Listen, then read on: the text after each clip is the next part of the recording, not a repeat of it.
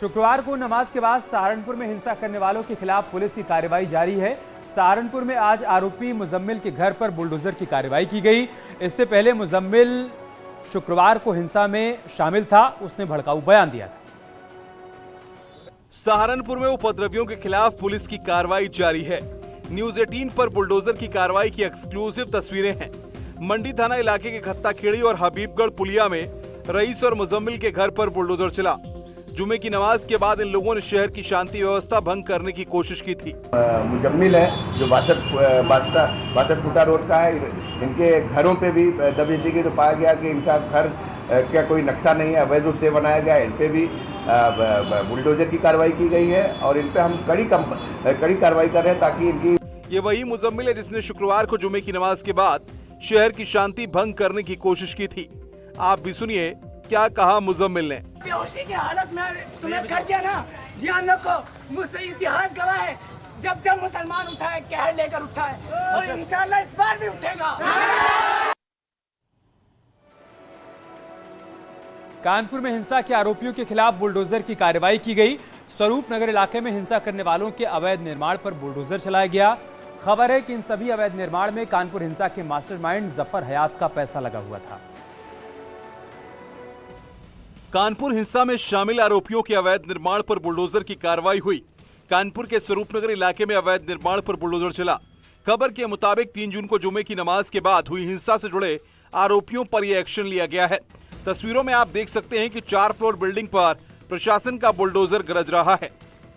ये जो विषय है अगर आप देखेंगे तो ये नियम विरुद्ध निर्माण था, विधि विरुद्ध निर्माण था और इससे केडीए ने जिला प्रशासन के और पुलिस प्रशासन के सहयोग से आप देखेंगे कि जितना भी इसका इलीगल इंक्रोचमेंट था, जो इलीगलिटी थी, उसके अकॉर्डिंग विधि के अनुसार कार्रवाई की है। सूत्रों के मुताबिक कानपुर हिंसा का मास्टरमाइंड जफर हयात की अवैध संपत्ति पर बुलडोजर चलाया गया है। बताया जा रहा है कि इस बिल्डिंग के निर्माण में मास्टरमाइंड जफर हयात का पैसा लगा हुआ है।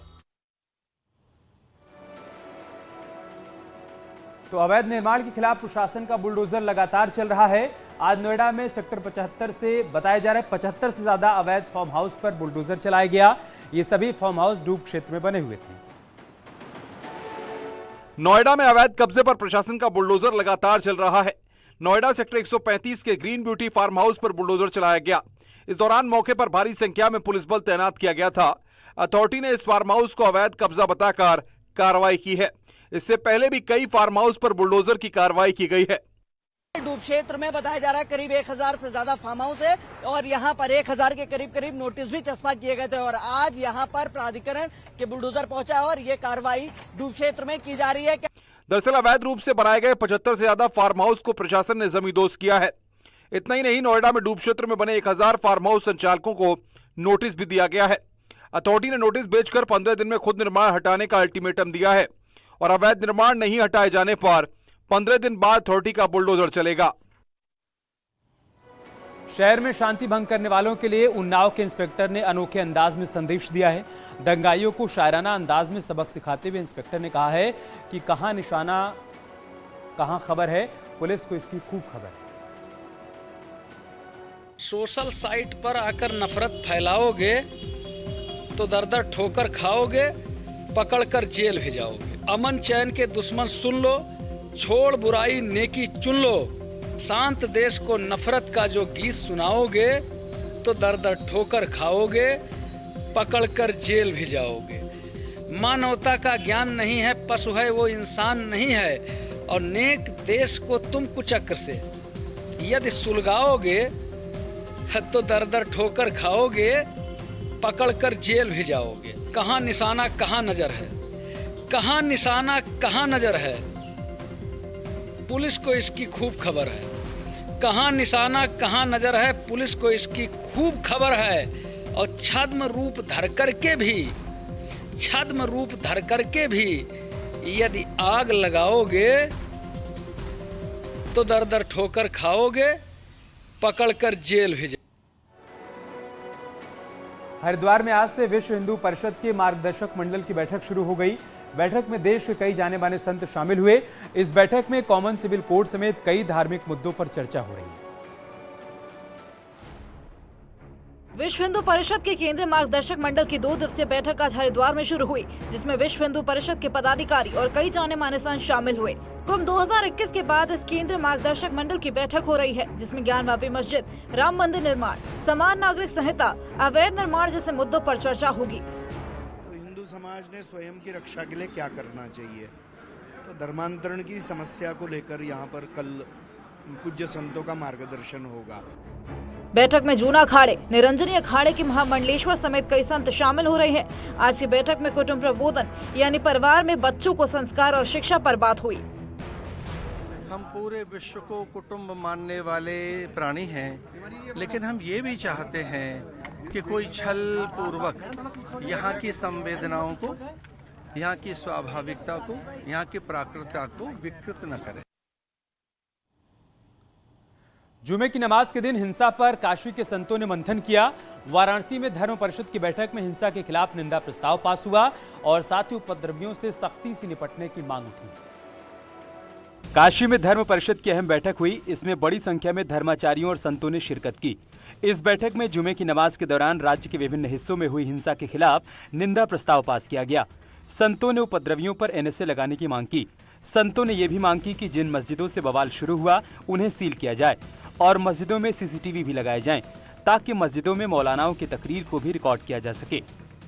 समाज चिंतित होता है, जिस प्रकार से जुम्मे की नमाज पढ़ करके वो बाहर निकलते हैं और फिर ईटा पत्थर चालू हो जाता है। कहीं ना कहीं से उस नमाज में क्या पढ़ाया जा रहा है मौलवियों के द्वारा, इस पर जो है प्रशासन तत्काल ध्यान रखे और उस जुम्मे की नमाज को पहले तो तत्काल बंद कर देना चाहिए, जिससे देश अशांत हो रहा हो।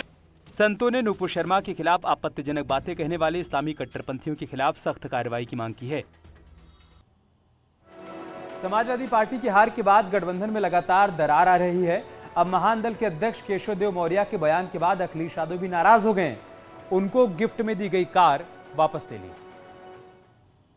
समाजवादी पार्टी से किनारा करने के बाद महान दल के अध्यक्ष केशव देव मौर्य से अखिलेश यादव की गिफ्ट की गई फॉर्च्यूनर कार उनसे वापस ले ली। न्यूज 18 से बात करने पर केशव देव मौर्य ने कहा कि अखिलेश बचकानी हरकतें करते हैं, उनमें राजनीतिक परिपक्वता नहीं है। आज के बाद किसी से भी फॉर्च्यूनर नहीं लूंगा। दिवाली के धनतेरस के दिन मुझे मिली थी, तो मैंने सोचा हो सकता गिफ्ट हो, लेकिन वो समाजवादी पार्टी के नाम से थी, तो वो उन्होंने गिफ्ट नहीं समझा होगा, इसलिए वापस लिया। उसमें कोई बहुत बड़ी बात नहीं, लेकिन ये है कि इतनी जल्दी ये प्रतिक्रिया आने की उम्मीद नहीं थी। केशव देव मौर्य ने कहा कि इस तरह की प्रतिक्रिया की उम्मीद नहीं थी। मैंने समाजवादी पार्टी का साथ दिया, पार्टी ने मेरी उपेक्षा की। और एक कार दिया था आपने बड़ा प्यार से, और आदेश हो गया दे दो, हमने कहा ले जाइए भाई। कार एजेंसी में बन रही थी, थोड़ी सी डेंट थी, वो भी आप इंतजार नहीं किए, वैसे ही बिगड़ी कार उठा लाए, जैसे लग रहा है कोई खा जा रहा था। भ्रष्टाचार के खिलाफ आईएएस पर विजिलेंस की बड़ी कार्रवाई हो रही है। उत्तराखंड में तैनात कृषि विभाग में सचिव के खिलाफ 2 राज्यों में विजिलेंस की छापेमारी देखने को मिली। आईएएस रामविलास पर आय से 500 गुना ज्यादा संपत्ति अर्जित करने का आरोप लगा है। रामविलास यादव के कई ठिकानों पर छापेमारी हुई। देहरादून, लखनऊ, गोरखपुर में विजिलेंस की टीम ने छापेमारी की। लखनऊ में 2 जगहों पर और देहरादून, गाजीपुर और गाजियाबाद में एक ठिकाने पर छापेमारी की गई। रामविलास यादव के देहरादून के आवास और गाजीपुर जिले में भी रामविलास के पैतृक आवास पर छापा पड़ा। वहीं लखनऊ के गुडम्बा में रामविलास के परिजनों के स्कूल पर भी छापेमारी हुई। रामविलास यादव पर आय से 500 गुना अधिक संपत्ति अर्जित करने का आरोप है। रामविलास यादव एलडीए के पूर्व सचिव थे। रामविलास यादव अभी उत्तराखंड में अपर सचिव कृषि के पद पर तैनात हैं और 30 जून को रिटायर होने वाले हैं। उत्तराखंड में भी रामविलास के ठिकानों पर विजिलेंस विभाग ने छापेमारी की। देहरादून में रामविलास के आवास पर विजिलेंस ने छापा मारा। उत्तराखंड में कृषि विभाग में अपर सचिव के पद पर तैनात रामविलास यादव के खिलाफ आय से अधिक संपत्ति का मामला दर्ज हुआ है। और गोरखपुर में एक अजीबोगरीब तस्वीर सामने आई। बुर्का पहनी महिला ने एक कार में आग लगा दी। फिलहाल कॉलोनी के लोगों ने आग पर तो काबू पा लिया, लेकिन ये तस्वीर कई सवाल खड़े कर रही है। गोरखपुर में एक कार में बुर्का पहनी महिला ने आग लगा दी। आग के बाद बच्चों ने शोर मचाया तो महिला फरार हो गई। कॉलोनी के लोगों ने अपनी सूझबूझ से आग पर काबू पाया और घटना की सूचना पुलिस को दी गई। तस्वीरों में आप देख सकते हैं कि बुर्काधारी एक महिला बोतल में पेट्रोल लेकर आई। 2 से 3 बार उसने कार के पहिए पर पेट्रोल डाला। इस दौरान बच्चे वहां खेल रहे थे। बच्चों ने महिला पर बहुत ध्यान नहीं दिया। कई बार के प्रयास में महिला ने कार के टायर में आग लगाने की कोशिश की। टायर में उसने 2 बार के प्रयास में आग भी लगाई। जैसे ही आग भड़की वो वहां से भाग गए। उधर बच्चों ने आग लगता देखकर शोर मचाया, जिसके बाद समय रहते कॉलोनी के लोग आ गए और तत्काल आग पर काबू पा लिया गया। गाड़ी मालिक ने अज्ञात बुर्काधारी महिला के खिलाफ कैंट थाने में तहरीर दी है। मामला कैंट क्षेत्र के मझौली कंपाउंड का है। फिलहाल सीसीटीवी फुटेज के आधार पर पुलिस मामले की जांच कर रही है। ग्रेटर नोएडा में 3 साल की मासूम के साथ रेप की वारदात सामने आई है। पिता की ओर से थाने में शिकायत दर्ज करवाई गई है। उनकी बेटी के साथ प्ले स्कूल में वारदात को अंजाम दिया गया। फिलहाल पुलिस सीसीटीवी फुटेज खंगाल रही है। ग्रेटर नोएडा के बिसरक इलाके में प्ले स्कूल पर गंभीर आरोप लगे हैं। स्कूल पर आरोप है कि 3 साल की मासूम बच्ची के साथ किसी ने रेप की वारदात को अंजाम दिया है। मासूम बच्ची के पिता इनकम टैक्स विभाग के बड़े अधिकारी हैं। फिलहाल पुलिस प्ले स्कूल में लगे सभी कैमरों को खंगाल रही है और जांच कर रही है।